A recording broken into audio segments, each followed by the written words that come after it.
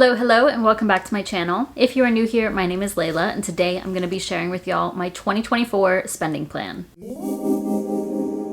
This is basically like an annual budget. I like to do this every single December just so I can see what I can expect from the upcoming year. Obviously, when you're planning out your spending for the following year, it's never going to be 100% accurate. There's just no way to predict things. Anything could come up, of course, but this for the most part gives me an idea of what I expect to spend in each category, and it is something I recommend people do. This is something I do with my clients so we can see what's upcoming. So I'm going to go through everything starting with the smallest annual spend to the largest. And again, same with this video, I'm going to assume that I'm going to have the same full-time job for all of 2024. Plus, y'all know I recently uploaded my goals for 2024, but I'm hoping to make at least $50,000 from my business, this YouTube channel and my blog, financial coaching, all of that stuff. So overall, this is assuming that my gross income is like at least $125,000 or so.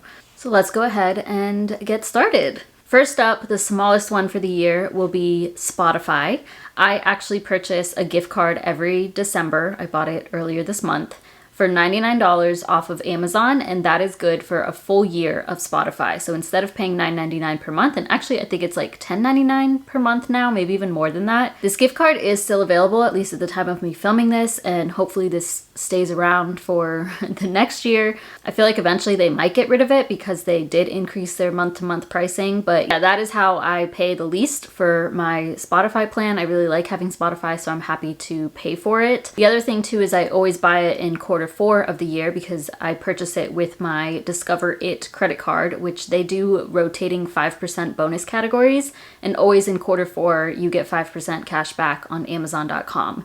So yeah, obviously I purchased the gift card on Amazon and it's only $99, so that's already a savings per month right there, but then I get an additional 5% back, so it comes to like less than $8 per month for Spotify. Next up would be parking, which I'm expecting about $100, at most $100. Parking always comes up throughout the year, so I don't know, I just started including this a few years back because if we like go to concerts, usually we have to pay for parking. We live in Georgia, and a place that we like to go is the Beltline or Ponce City Market, and you typically have to pay like $8 each time you go, at least $8. For the last couple of years, I have purchased a Stone Mountain parking pass, and that's usually $35 to $40. So yeah, $100 should be good enough to cover everything that I end up paying for. Netflix will be $281.76, assuming that the price doesn't increase. So currently I pay $23.48 per month, and this is actually going to be less for me. I do pay Netflix that amount, the 23 or so per month, but then my sister pays for her portion of that, which is like $8. So yeah, it's really going to be less, but it's easier to just include the total in there. Hopefully the price doesn't go up on that again. I did just think about this. One thing I didn't include on here, and I'm not going to because I don't know if I'll even end up paying for it. So I really liked the show The Walking Dead. I actually watched it all within like 9 months, 10 months or so. I did not watch it when it first came out, but I am really interested in watching the spinoff with Rick and Michonne. And because like Rick is my favorite character, and that is like, I really just wanted to see the end of that story, you know? So that's coming out in 2024 on AMC Plus. And I'm thinking once all the episodes are up, I'll just do like the 7-day trial instead of having to pay for it. But I would be willing to pay for it for like a month or two at most in order to just watch that series. But we'll see about that one. Next would be paying my CPA to prepare and file my taxes, and that is probably going to be $295 for 2024. I think he increases his price by like $10 each year, and I know like from 2022 to 2023 he did not increase for me, so I paid $285 for 2023, and I think in 2024 it'll be $295. To me, I know that might sound like a lot, but I think that's normal, first of all, but also it's well worth it because he's always able to find somewhere that saves me money on my taxes, and he usually ends up calling out something like, oh, what about this, and we need to do that, so that I, get either a larger tax return or I just can save money on my taxes. The other thing too is I love finances, but filing taxes is just a whole different ball game, and I am not good at that by any means. Like, I don't understand a lot of it. It is very confusing and I don't want to mess anything up. So I am happy to pay a professional, a really good professional at that, to do all that. Next would be my phone plan, and that is with Mint Mobile. I pay for the unlimited plan, and that is $390 per year. It is $30 per month, but then there's taxes and then the fee, so it comes out to about $390 for the year. I do pay for a full year. You can pay in 3 months, 6 months, or I don't think 9 months. You can do 3, 6, or a full year of a plan. And I prefer to just do the full year because then it removes a line item from my monthly budget, and I love when I'm able to do that. This video is not in partnership with Mint Mobile, but I do have my link, mintmobile.com/debtovert. And at the time of me filming this video, through like at some point in January, they still have their promo where you can buy 3 months, get 3 months free if you want to try it out. And this is like one of their best deals. So check that out if you are interested. It's here for a limited time. Next would be my gym membership, which should be about $550 for the full year. I pay $39.99 per month, and then there's an annual fee. And I think I put it in here as like $60 or so. I can't remember what it was, but I'll pay that in May, I believe. But yeah, I'm happy to pay $550 for a whole year. To me, that sounds like a bargain. I go almost every single day to the gym, and that is one of my happy places, one of my passions. So very happy to pay for that. Entertainment/fun/services. I put this at $600. I think that should be enough for the full year. This really includes like concerts. If I go to any sort of like event, or obviously fun, just doing anything that is considered entertainment/fun, going to the movies, going to a park or something like that. Usually the bulk of this ends up being concerts, but the concerts that I go to aren't tremendously expensive. I'm open to spending more in this category in 2024, but I really don't know. I think 600 should be good, but I would be willing to go over that. Gas for my car, I put at $850 for the year. I think this will be enough. I do work remotely, so I don't have to drive to work or anything like that. The only place that I do drive to is the gym, the grocery store, and then if I'm seeing my family. I think I did increase this budget compared to the last year just because we are a lot further out now. Like I'm an hour from my dad, an hour from my sister, from my boyfriend's parents. Like we're pretty far from everybody, and we're also further from the city, like Atlanta, and we go there every so often. So I just feel like I'll end up spending more on gas in 2024. But that's fine. I'm glad I don't have to have like a commute every single day. That is a huge game changer. The other thing too, I'm gonna plug the app Upside because I use that every single time that I get gas and I love it. I have my little like referral code down below, but you can get cash back on gas purchases. Next are gifts, and that's at $900 for the year. And really what I did here, this is just like my sinking fund, my gift sinking fund, because I put $75 to it every single month. And if you do 75 times 12, it comes to $900. And I never spend more than that on gifts. It's also been a game changer not to buy Christmas gifts. So this year and last year, we decided we would no longer be exchanging gifts amongst the family and such. And it has been amazing. I've talked about this before. I don't mind purchasing birthday gifts and stuff. I think that makes more sense. And yeah, I really don't spend too much on gifts just because it's not really necessary. For food out, I also put at $900 for the year. This might be a little high, but I don't know. I mean, so far for the year, I have spent under this. The other thing too is from my company, I get Uber Eats gift cards fairly frequently. So if I do end up getting food out, I'll usually have that to fall back on. Yeah, I don't spend too much on food out. I really prefer to cook everything and eat at home, but I think, yeah, $900 should be good for the year. Car insurance, I put at $1,300. Each month I put now $115 to my car insurance sinking fund just because that has been increasing. Hopefully it doesn't go over, I pay a 6-month premium, but hopefully for the full year it doesn't go over $1,300. At that point, maybe by this time next year, I'll shop around for a different car insurance company, but currently I am with Progressive, and that was much lower than Geico, which I had before this. Next would be donations. I put this at $2,000 for the year. I think that should be pretty good. As of lately, I primarily donate $100 per month, and it's usually always to an animal rescue. but I feel like going forward, I would like to give more. This does not include my giveaway from this channel, like my Debt Over It scholarship or giveaway. That's not included here. That's more of a business expense. So this is on top of that. I know that like if I stay at my company, they do a match every year up to $500 per employee. So if I donate $500, they also donate $500 to the same nonprofit. So that's a pretty big chunk. And then yeah, maybe I'll start doing like $150 per month instead of $100 and kind of expand who I end up giving money to. So animal rescues, but also I really like giving back to this community, like people who are bettering their finances and like on their debt-free journey and stuff, even outside of my business. Next up is personal, which I put at $3,000. I know that sounds kind of high. I don't know. Is that high? Is that a lot for the year? I mean, I did a low spend year for 2020 and then also for 2023. I did do some personal spending in 2023, as y'all know, but nothing crazy. Plus it was stuff I was going to buy anyway, but it was on sale during Black Friday, so I just went ahead and purchased it. I mean, honestly, when I think about the things that I want to buy going into 2024, the bulk of it, there is like a pair of shoes I want. There are some like articles of clothing that I would probably purchase, but really the bulk of it is books. Like that's my favorite thing to purchase is books. And would I spend $3,000 on books?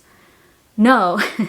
Yes, I would, but I'm not going to do that, I don't think. Like that's a lot of books, you know. It won't be that much. It won't be 3,000 in books, don't worry. But it could be close. It could be 1,000. Dogs, I also put at 3,000 for the year. This is always in my budget and I don't always explain it just because it's like a weird situation. But my sister and I, we used to live together. We used to foster dogs together. We foster failed on 3 dogs. So we adopted 3 dogs together. Unfortunately, one of them passed a couple of years ago, so we still have 2 dogs, but they don't live with me. They live with her because first of all, they're very attached. They're like, you know, little sisters. And she has like a big backyard and it just makes more sense for them to stay with her. But I pay her money each month to, you know, take care of the stuff associated with the dogs, the food and their medication and stuff. And then we also have pet insurance for the both of them, which is actually pretty pricey. And then I like to budget a little bit more just because if something comes up, usually they end up getting like a teeth cleaning or they have to go to the vet for something. And I think 3,000 should be good for the both of them. Next up, car wash / car maintenance, which I am expecting 4,200 for 2024. And the way that I came up with this number was just 350 times 12. I've decided that I want to increase my sinking fund contribution for my car / car maintenance to $350 per month. Not really for the car maintenance side of things. I get like 2 oil changes a year. I sometimes pay for a car wash, which really I usually just cash flow that. This year or early next year, I need to like get my brakes replaced or fixed, whatever. So not too much on the car maintenance side, luckily, but I just in general, I think I said car wash / car maintenance, but really this is like car / car maintenance, not wash. Because I really want to start saving in general to purchase a car. I'm going to try my best to make my 2015 Toyota Camry last as long as possible, but it's inevitable that at some point you would need to replace your car, you know? So I just want to be prepared for that so I can purchase a car in cash when the time comes. So I do need to increase that sinking fund, and I think $350 per month will be good. Household, I put at $5,000 for the year, but this does include the about $4,000 that I still have in my sinking fund that I saved up in 2023. So we have not purchased the couch, we have not purchased our bed or nightstands, and that's really it that's left for the house. But I do already have about $4,000 saved up to make those purchases. I think that will be in February or so. This also includes about like $600 worth that I'm budgeting for just regular household stuff, cleaning supplies, toilet paper, paper towels, etc. There could be a little bit more included in here, just some house renovations, but I really don't think I'll be paying for much of that. It's more so what my boyfriend will be paying for, but it could be small things like paint or sandpaper, that sort of thing. Groceries, I think I should be good at $5,000 for the year. I believe that's what I budgeted for 2023, and I am like I'll probably be right at $5,000 or a little bit underneath that, which is good. It's been a little bit different as of lately just because Previously, like when I lived in my apartment, I would do all of my grocery shopping at Sprouts, which is, it's my favorite grocery store, but it is more expensive. And then when I moved here, I started shopping at just like Publix, but that is so expensive. So I stopped shopping at Publix, and now I've been doing Kroger, which is a little bit more affordable.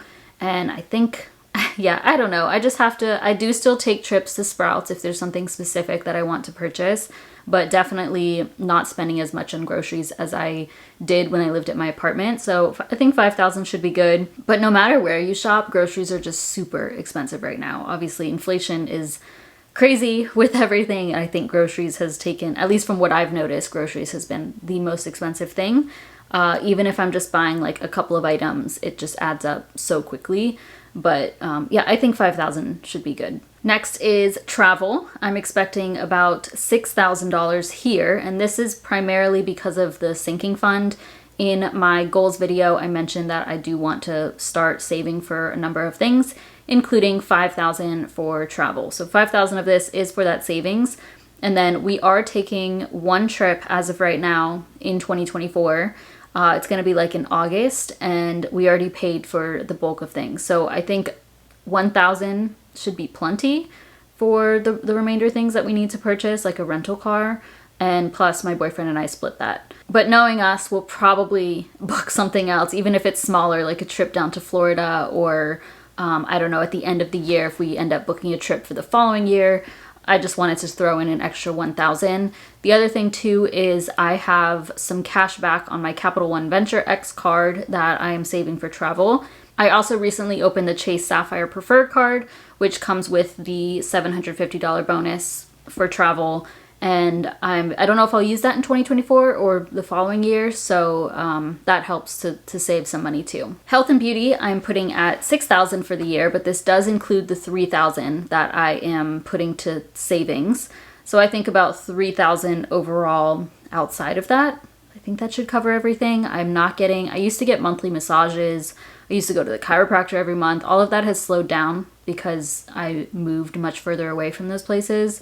But this also includes like co-payments when I go to my doctor, massages I now get like every quarter, chiropractor I go like every quarter, vitamins, supplements, that sort of thing. Also my beauty stuff like my skincare, hair care, etc. Emergency fund, I would like to put an additional $6,000 to that. One of my goals is to reach $18,000 in my emergency fund, so I just need $6,000 more. I really need less than that actually, just because with the interest that accrues in my high yield savings account, it's, you know, a little bit less than $6,000 that I'll need to reach $18,000, but I wouldn't mind putting $6,000 even if we go over $18,000. That'll be exciting. 2024 Roth IRA, $7,000. That is the maximum amount that we can put to our Roth IRAs for the year.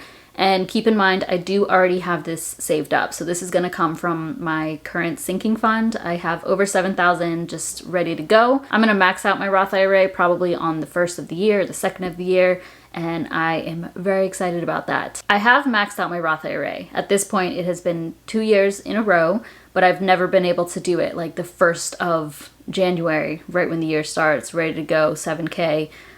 That's crazy to me. And I know some people are like, oh, you should wait and just dollar cost average and see how the market is looking. But I am more so a person who likes to have their money in the market. So time in the market versus timing the market. I understand that stocks might be more expensive on the 1st or 2nd of January, but it's okay to me. Like, I'm not going to stress about it. I'm not retiring anytime soon. So for me to put money in when the market's a little bit higher, it doesn't bother me.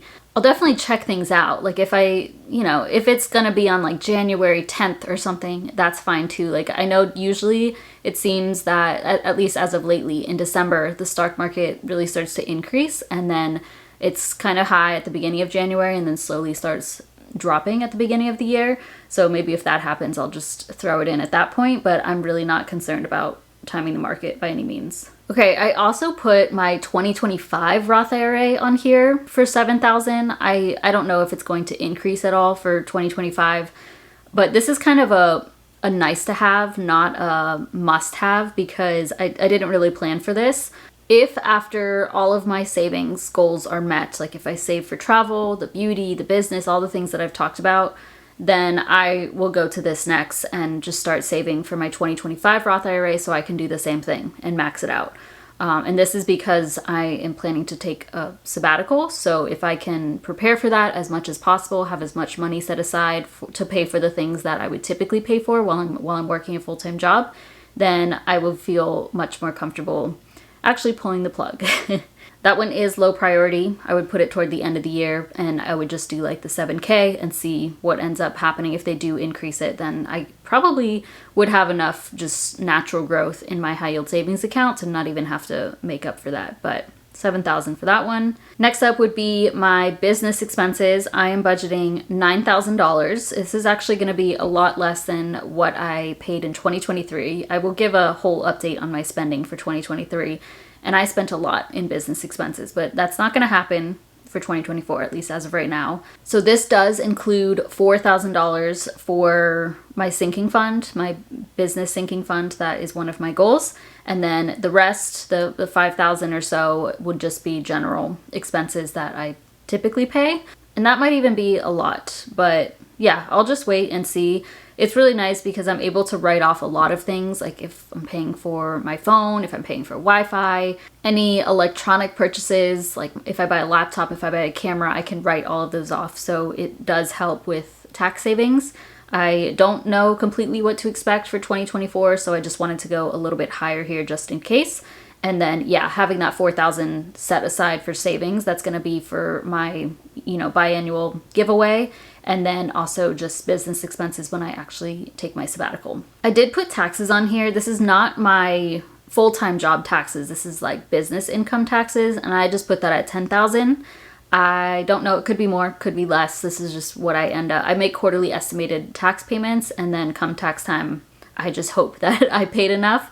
And usually I do. Like usually I get some money back, which I am trying to avoid. Like I'm trying to pay less in taxes each quarter so that they don't have my money tied up and I can have it myself and save it or invest it, whatever. So yeah, I really don't know for 2024, just a prediction, because it really depends on what my actual business income will be. And like I said, this is not taxes for my full-time job. I'm just not even counting that in my spending. Just doesn't exist, Next is house/utilities. So this does include all of the utilities, including Wi-Fi, electricity, gas, water, our alarm system for the house, HOA, all of that's included here. I'm expecting about $14,400, which is good because if you compare that to what I paid for my apartment, at this point, if I had stayed at my apartment, I would have been spending like well over $20,000 per year on all of these things, which that's like $6,000 more than what I'm paying here.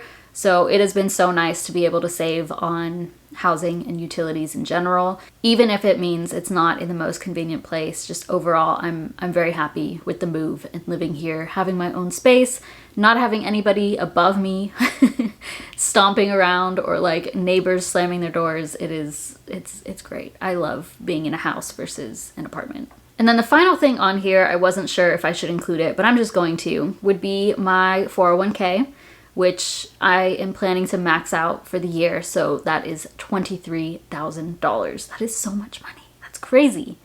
$23,000. I have never come close to maxing out my 401k, and that is one of my top goals for 2024. And that will help my net worth grow so much, between $23,000 to my 401k, plus my company matches 6%. So that comes to I think that is usually like 5,000 to 6,000 in the year from them. 7,000 to my Roth IRA, plus all of these things that I'm saving for. I'm just very excited to see where my net worth will end up 1 year from now, basically. So if I add up everything that I just went through, that comes to $116,865.76.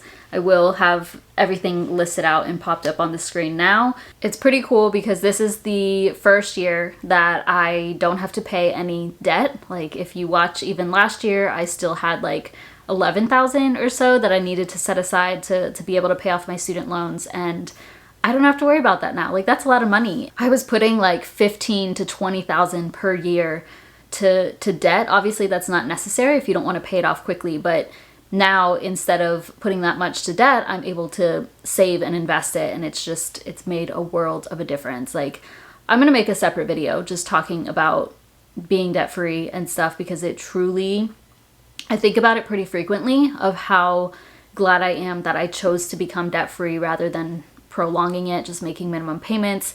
I know that sometimes it could be better it probably would have been better for my net worth to invest the money or to save the money instead of actually paying things down. But it's just a weight off of my shoulders that it cannot be beat, truly. So I feel like that as a whole just deserves its own video, but very grateful to be going into 2024 without a penny of debt to worry about. So now all of my money can just go toward, funding my future, growing my future wealth. That's what I'm expecting as far as spending goes for 2024. If you haven't done this yourself, I really encourage you to try it out. Just put everything that you're expecting to spend, give it a number, and see what is possible with your finances. I think it can be really helpful when it comes to not only seeing what the year will look like, but then when you're making your monthly budget, you're like, oh, okay, then I can put this amount for this category. And yeah, it just helps you to keep things organized. Let me know if y'all have any questions, but otherwise I would love if you would comment what your lowest spend item will be for the year and what your highest spend will be. I'm expecting most people will probably have the highest be their house, but I would be interested to see if there's anything else out there. Thank you so much for watching. Please give this video a thumbs up and subscribe if you haven't already, and I'll see you in my next one.